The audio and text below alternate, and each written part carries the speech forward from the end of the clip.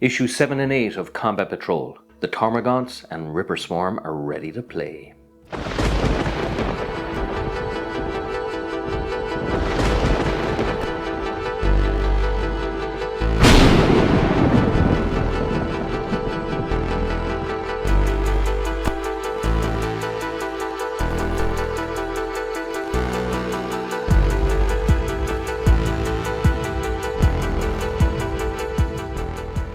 Hello and welcome to The Lucky Roll, an eclectic channel for eclectic games, and today we're going to be doing issues 7 and 8 of Hachette Collection's Combat Patrol. Now we're doing these two issues together because it's parts 1 and 2 of the Termagants and one singular little mini called the Ripper Swarm. Now issue 7 comes with half of the Termagants and a little measurement ruler, and issue 8 comes with the other half of the Termagants and all the actual little bases, including this Ripper Swarm base, which is the largest one there. So looking at the actual issues themselves, we start with the build guide. So if you were going to pick these two issues up, I'd recommend that you pick up both because they've split out evenly what you need to kind of build the build between the two issues, but also the build guides in the first issue and the paint guides in the second issue. So the build guide is fairly straightforward because it's generally the same mini 10 times over with minor variations. The lore is interesting because it gives you an introduction to the Angels of Death, which is a name that the Space Marines are known for. Angels because they come to the rescue, and Death because that's exactly what they do to all enemies of the Imperium. So you can see here, through the destruction of our enemies, we earn our salvation. So there's kind of a bit of zealotry and faith to them. They're famous for their lightning strikes, so they're very quick at reacting. They hit hard and fast, but also the aspect of combined arms. So the Imperium has a lot of guns at its disposal. You would have the Imperial Guard, which would be kind of the backbone of the Imperium, the Space Marines, which would be the best of the best of the best. You have the Sister Sororitas, which would be basically fanatics that would fight very hard, and you have the Mechanicus, which would be kind of the technicians and the basically the engineers, the guys with all the guys who would do the learning, the research, and the development. So there's a multiple. The Imperium has many arms, but the Space Marines just happen to be the strongest one. You also touches on the Hive Mind. Now the Hive Mind is kind of an unknown entity. The Tyranids, which would be kind of the monsters that we're looking at in this issue, are all kind of run by the Hive Mind, which seems to be kind of a singular entity. Now no one knows exactly what it is, but one of the reasons the Tyranids are so dangerous is that the Hive Mind allows all Tyranid organisms to work in conjunction with each other, so it can react very well to exterior threats and motives. So if you read here in the lore, it says that it's beyond human comprehension. None know how vast it is or what it wants. However, its powers are evident to all who battle the Tyranids. Every Tyranid is an extension of the Hive Mind's will. Now, basically, every Tyranid is controlled by the Hive Mind, but considering that there's gajillions of Tyranids out there, it uses things called synapse organisms, which essentially would be akin to section leaders or platoon leaders. That under the guise of these synapse organisms is how the rest of the Tyranids revert from being just basic animals to effective warriors.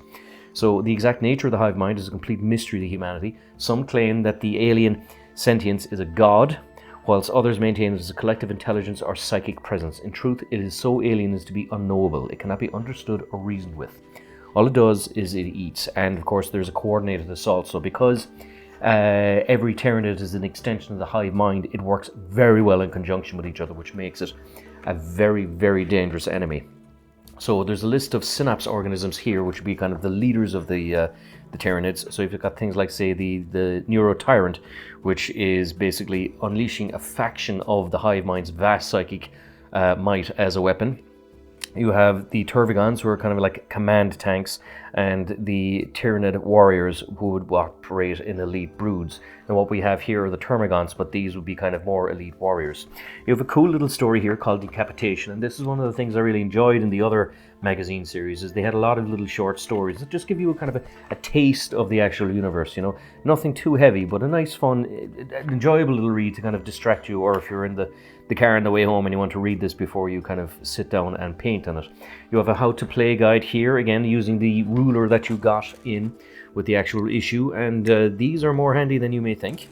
You also have basically the section thing here, or the battle description here is called Waking the Swarm. You get to use, again, your Barbagaunts and your Infernus Marines.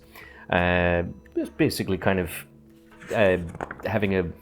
What they're trying to do is they're trying to use different aspects of the terrain that you have here in the actual mat. So I have to say, I've had a lot of the Hachette collection magazines. This is so far is the best how-to-play guide here that I've seen so far, especially with these little sections and kind of little terrain pieces. The how-to-play guide on these ones is actually very good to its credit. So that was part 1 of the Termagants, issue 7. Issue 8, of course, came with the other sprue and all the other little bases, and of course it has the paint guide for High Fleet Leviathan. Now, it also goes into some more lore with the Departamento Munitorium, which is basically the logistics of the Imperium. So, of course, you've heard the famous phrase, an army runs on its stomach. That also counts for logistics like weapons, supplies, equipment. The Department Munitorium is how it is all done, so you don't want to be facing Tyranids with just a kind of a blunt knife. It also touches on the Second Tyranid War. So the first issue, 2 issues ago, touched on the First Tyranid War, which was on the Battle of McCrag with High Fleet Leviathan. This one was with High Fleet Kraken, which would be the hive tendril that is more known for deviousness. So it touches on a little bit of aspect of it, and also how the Ultramarines got to have a little bit of revenge for what had happened. And the Great Devourer, which is what the Tyranids would be known to the galaxy at large. The Great Devourer is a name of absolute fear, because that's essentially what they do. They eat all around them. And everything they eat, they kind of turn into more biomass to make more Tyranids. And so it's kind of like a never-ending problem that everything they eat joins them. They're kind of like zombies that way.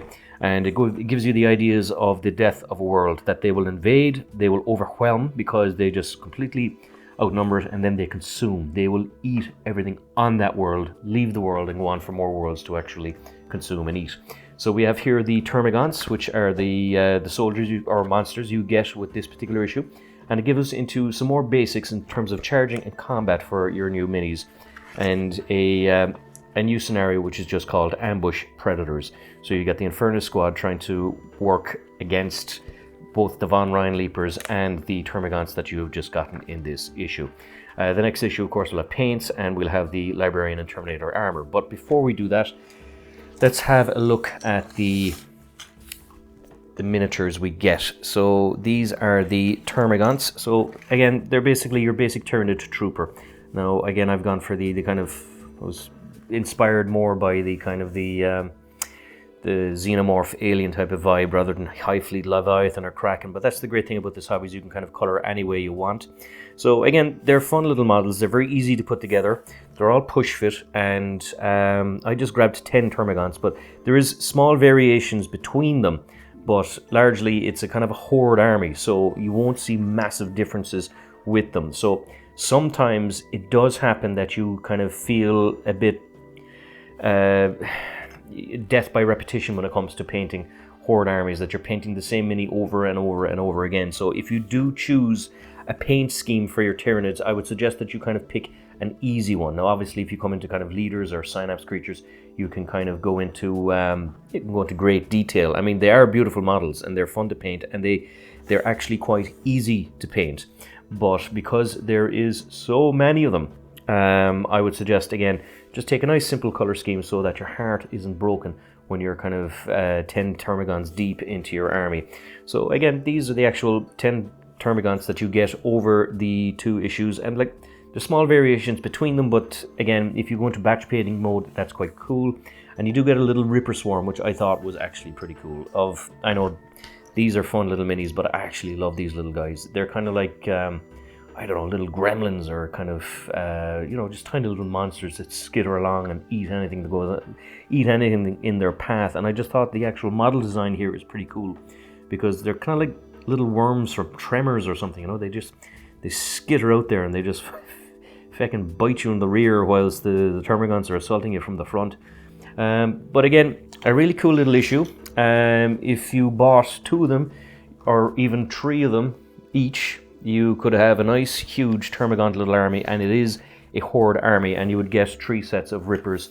alongside it, and you would have more rulers than you could ever need.